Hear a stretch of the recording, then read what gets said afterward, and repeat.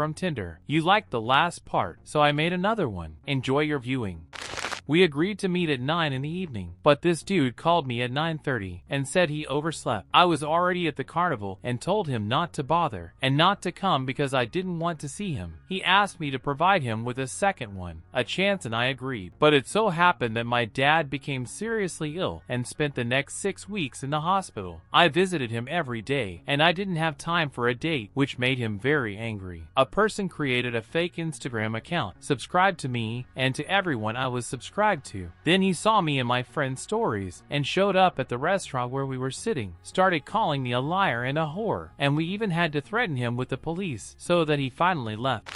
My first experience on Tinder was not a success. He discouraged me from using this app for a long time. I was in my second year of college at the time. She is in her third or fourth year at the same educational institution. Our first date was at her apartment. We watched the series on Netflix and just chatted. There was nothing like that. I really liked her. I decided that something might work out between us. Saying goodbye, I said that I would like to see her again. She replied that she wanted it too. We agreed that we would contact and arrange a meeting. We spent the next week texting and chatting on Snapchat. We planned to meet on the weekend. Suddenly, she started sending me explicit photos of herself. Although I didn't ask her about it the last time we met, there was nothing like intimacy between us. We just watched TV shows, talk. Her photo took me by surprise, but I didn't mind it. How can a sophomore object to a senior sending him her photos, hinting that she wants him? And after the first date, by no means, the weekend has become shorter. She came to my dorm. We sat with my roommates for a while. She asked if it would be possible to stay at my place overnight. Considering that she had been sending me her candid photos all week, I quickly realized what might happen at night and thought yes. But since we had only known each other for 2 weeks, I offered her a sofa out of politeness. She said she would rather sleep with me on my bed. We watched something on Netflix in my room, and I took the first step. We started kissing and all that. I was wearing an elastic band. Then I took it off and put it next to the bed on my side. We laid down for a few minutes, after which she abruptly got up, came to my side of the bed, took a used rubber band and ran to the bathroom. I was a little confused, a little puzzled, but I decided to give up on it. While I was still lying down, I suddenly heard some kind of knocking in the bathroom, immediately after which she shouted, "Your mother!" I asked if everything was okay, but she didn't answer. I was afraid she had fallen and hit her head. I went to the bathroom, opened the door, and saw that she was standing in the shower stall with one leg up and trying to shove a contraceptive inside herself with the inside out. I was confused. I didn't know what to do. She was as confused as I was. She turned out to be a little confused, although now I'm not sure about it. I closed the door. She came out soon and said she had to go. I replied that she was right. I didn't see her again.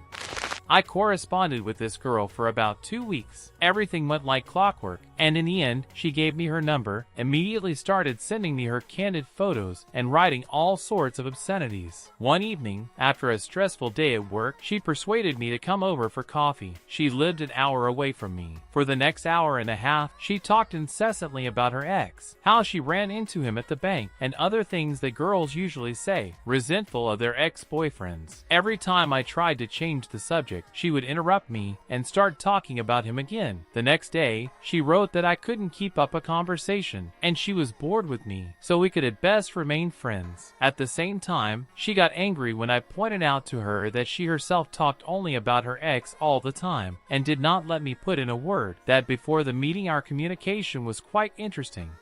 She said that she would invite friends from work to visit, and invited me to come too. When I came to her, I saw that more than half of the guests were younger than us. They were about 18 years old, and we were both 21 years old. Then everyone gathered in the living room and started discussing their work. It turned out that this is some kind of pyramid that exists by attracting new participants. I sat there for 2 hours because I thought it would be rude to leave while they shared their tearful stories about going to the bottom, but pulled through thanks to this job. Some guy, the leader of the group, told us that we can all earn millions in a very short time. He said something like, "You've seen my BMW of the 3rd series, this car of the company. If you join us, you can get it too." It was sad to see this, because they were deceiving young boys and girls from poor families who might decide to drop out of college and become a member of this pyramid. After the leader of the group finished, I realized that I had had enough and was about to leave. That girl came up to me and asked, "What do I think about it?" I just replied replied that it wasn't for me and left. 2 or 3 weeks later, she texted me. Unfortunately, we managed to exchange numbers, where she asked if I would mind if the leader of the group called me, who wants to know why I did not agree to join them, and what impression I had left. I didn't reply to her messages after the meeting, but despite that, the dude called me anyway. I politely replied that it did not suit me, but he did not lag behind. In the end, I told him to fuck off. That was the end of it. I never went to parties with colleagues anymore, to which the girls from Tinder invited me.